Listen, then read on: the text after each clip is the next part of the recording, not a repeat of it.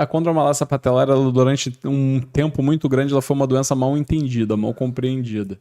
Ela passou a ser mais bem entendida, o tratamento dela ficou muito mais eficiente quando você entendeu o problema biomecânico que existia por baixo. Então, a patela ela tem uma característica sui generis, né? A articulação femoropatelar tem uma característica sui generis, que é você ter uma articulação grande, com uma cartilagem enorme, de um osso que é um osso sesamoide. Então essa é a primeira coisa. O único osso sesamoide grande que você tem no corpo é a patela. O que é um osso sesamoide? É um osso que fica totalmente dentro de um tendão, um mecanismo extensor. Quadríceps, tendão quadricipital, que depois vai virar patela, tendão patelar. Os outros ossos sesamoides têm milímetros. A patela não, ela tem centímetros, ela é muito grande. E ela transmite força do músculo mais potente que você tem no corpo. Então a cartilagem é muito demandada. E por ser um osso sesamoide, você consegue ter a patela em situações praticamente fora do contato da cartilagem em momentos fisiológicos. Qualquer articulação do corpo que você perca contato entre duas superfícies articulares no seu corpo está luxada. A patela não. A patela ela pode estar fora de contato em situação normal. Basta você estar com o joelho esticado, quadríceps relaxado, ela está fora de contato. Ela perdeu o contato com o fêmur. Então, a patela encontrar o caminho dela, encontrar o contato dela, não é uma coisa trivial. Não é como de todas as outras articulações. Ela depende da posição do membro no espaço e depende da função muscular. Então, se na hora que você faz um movimento de cadeia cinética fechada, ou seja, seu pé plantado no chão, fazendo flexo e extensão de joelho, o seu membro está mal posicionado no espaço, e aí entrou a clássica questão do valgo dinâmico, do tal do valgo dinâmico, que eu particularmente não gosto desse nome, mas enfim, foi o nome que foi cunhado, foi o termo que foi cunhado e ficou muito bom assim para explicar. Se o paciente está com o joelho em valgismo durante o movimento, ou seja, dinamicamente, né, você pode... galera, só para a galera saber, é quando o joelho entra. Normalmente, mulheres apresentam mais esse valgo dinâmico. Acontece aí com pessoas que têm essa tendência a flambar o joelho para dentro, né, na flexão. Né? Você vai dobrar o joelho e aí você junta os joelhos. A gente vê várias pessoas hoje em dia corrigindo, mais atentas a isso na academia.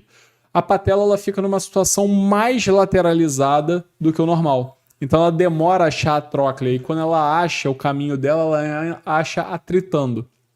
Atrito, atrito, atrito.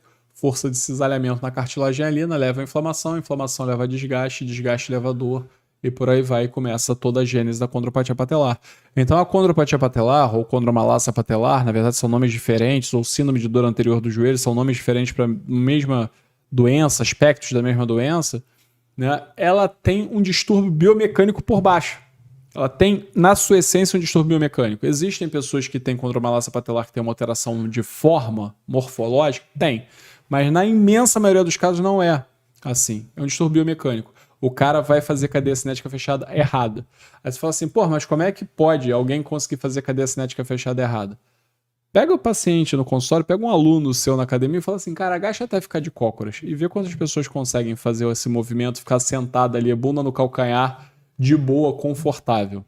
A nossa vida sedentária, ela leva a uma série de retrações musculares, perdas de arco de movimento, distúrbios de balanço entre musculaturas antagonistas, que leva a esse problema.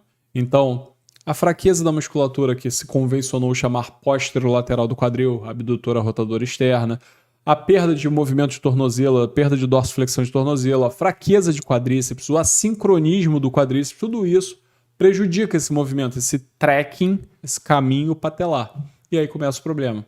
Então, se você pega um indivíduo com condropatia patelar, que ele tem uma articulação inflamada, ele está cronicamente cisalhando aquela superfície articular, e bota ele para agachar num ambiente instável, com carga, ele vai sentir dor. Ele mesmo já te diz isso. Qual é o cenário potencial pior para esse cara, que é o de livro? A gente fala que é o paciente que lê o livro.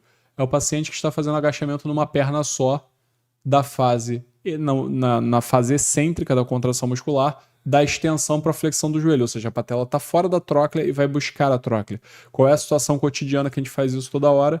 Descendo escada. O paciente fala, eu tenho dor na frente do joelho, que é pior quando eu subo e desço escada, e é pior ainda descendo escada, porque justamente contração excêntrica saindo da extensão para a flexão em apoio unipodal. Então ele juntou tudo de pior que poderia existir em termos de instabilidade, de solicitação de musculatura posterolateral de quadril, de mobilidade de tornozelo. Então, esse cara ele vai sentir dor e aí vira uma coisa contraintuitiva. Pera aí, Se ele sente dor agachando, se ele sente dor no agachamento unipodal, então o que ele não pode fazer? Ele não pode agachar. Pelo contrário, esse indivíduo ele precisa corrigir o agachamento dele, ele precisa corrigir os distúrbios biomecânicos que levaram ao problema. E aí, corrigindo os elos da cadeia, glúteo, joelho, tornozelo, core, sistema nervoso central, a gente tem trabalhos que mostram melhora de sintomas de síndrome de dor anterior no joelho simplesmente com mirror gait retraining. Bota o cara para andar e correr na frente para o espelho e fala, olha só, preste atenção no seu joelho, não deixe o seu joelho flambar para dentro. Não botou o cara para levantar uma anilha. Só mandou ele se conscientizar com o feedback visual do espelho, melhorando a clínica. Ou seja, a correção biomecânica do problema. E essa correção é ativa, né? Seria uma correção ativa. A bola para o joelho não juntar. Não é uma correção passiva. Pelo contrário, antigamente se fazia isso. Bota a bola para o joelho não juntar. Pelo contrário, hoje em dia se faz o contrário. Hoje se bota um elástico para o joelho juntar. Você bota um elástico para forçar o joelho para dentro. Para quê? Para que ativamente o seu aluno ele force o joelho para fora. Então ele não só ele está tendo um feedback sinestésico, né? Tipo, o estímulo ali empurrando para dentro força ele empurrar para fora, como ele ativamente agora está hipertrofiando a musculatura estabilizadora. Está ganhando força da musculatura estabilizadora. E aí melhora a clínica, melhora os sintomas. Então, pelo contrário, o paciente que tem condropatia patelar, condromalácia patelar, não é que ele só deva agachar.